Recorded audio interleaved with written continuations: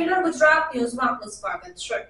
વડોદરાના Sayajiganj police station હદ વિસ્તારમાં ઇંગ્લિશ દારૂના બુટલેગરોની લીલા લહેર જોવા મળી રહી છે।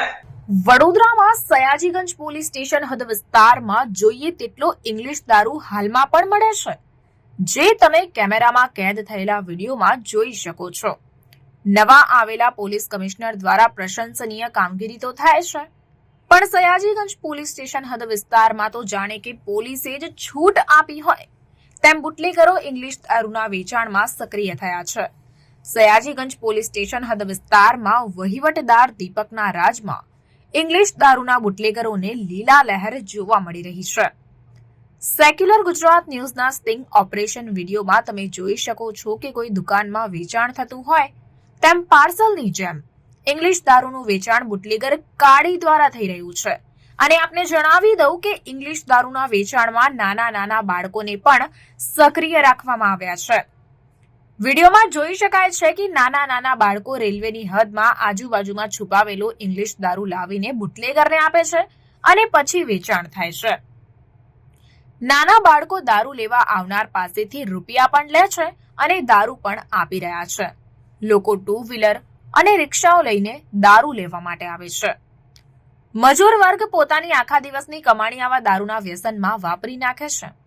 પંડ્યા બ્રિજ નીચે જ બુલેટ ટ્રેનનું કામ ચાલુ છે, ત્યારે જો કોઈ મજૂર વર્ગ દારૂ લેવા આવે અને કોઈ અજુગતું બનાવ બને કે રેલવે પાટા પર ટ્રેન અકસ્માત સર્જાય અથવા તો દારૂ પીને કામ કરતા કોઈ મોટો અકસ્માત સર્જાય તો તેનો જવાબદાર કોણ? તે ખૂબ મોટો સવાલ છે। સયાજીગંજ પોલીસ સ્ટેશનમાંથી બદલી થયેલા પણ મલાઈ ખાવાના ચક્કરમાં છૂટા નહીં થયેલા દીપક જેવા વહીવટદારના રાજમાં કાળી જેવા બુટલેગરો નાના બાળકોને ભણાવવાને બદલે ઇંગ્લિશ દારૂમાં સક્રિય કરી રહ્યા છે।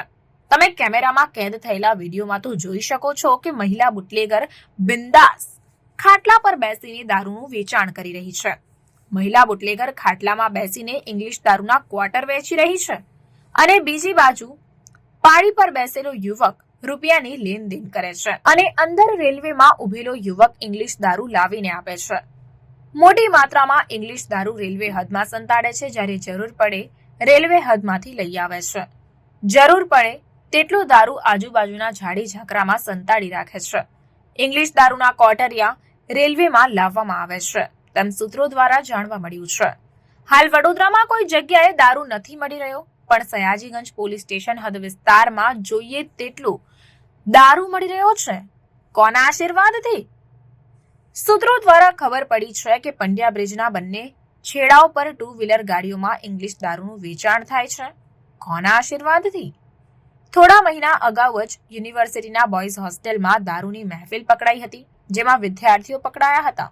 પછી દારૂ બંધી કરાવી ફરી ઇંગ્લિશ દારૂનું વેચાણ સક્રિય થઈ ગયું છે। કોના પ્રતાપે?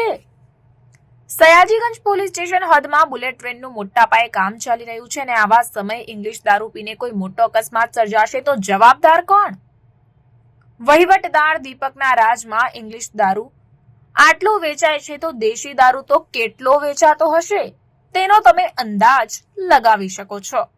બુટલેગર કાઢીને કોઈ પોલીસનો ડર નથી હોય તેમ લાગી રહ્યું છે। જો સયાજીગંજ પોલીસ સ્ટેશન હદ વિસ્તારમાં લઠ્ઠાકાંડ સર્જાશે તો તેનો જિમ્મેદાર કોણ? Vadodara zone LCB, PCB, DCB અથવા તો એસઓજી અને સ્ટેટ મોનિટરિંગ સેલને આ કાળીના દારૂના સામ્રાજ્ય વિશે ખબર નથી કે શું? કે પછી આંખ આડા કાન કરીને તેરી ભી ચૂપ ઓર મેરી ભી ચૂપ જેવી કોઈ નીતિ અપનાવી લેવામાં આવી છે? હવે જોવાનું રહ્યું કે કાળીના કાળા સામ્રાજ્યને પોલીસ છાવરે છે કે પછી હંમેશા માટે બંધ કરાવે છે, તે તો હવે આવનાર સમય જ બતાવશે। તો જોતા રહો ટૂંક સમયમાં સયાજીગંજ પોલીસ સ્ટેશન હદ વિસ્તારના વધુ દેશી અને વિદેશી દારૂના અડ્ડાઓ વિશે। Reporter Nazir Shaikh, secular Gujarat news, Vadodara. સમાચારોની અવનવી અપડેટ્સ માટે જોતા રહો સેક્યુલર ગુજરાત ન્યૂઝ। સાથે સેક્યુલર ગુજરાત ન્યૂઝ ચેનલને લાઇક, શેર અને સબસ્ક્રાઇબ કરો અને બેલ આઇકોન દબાવીને સમાચારોની ઝડપી માહિતી મેળવો।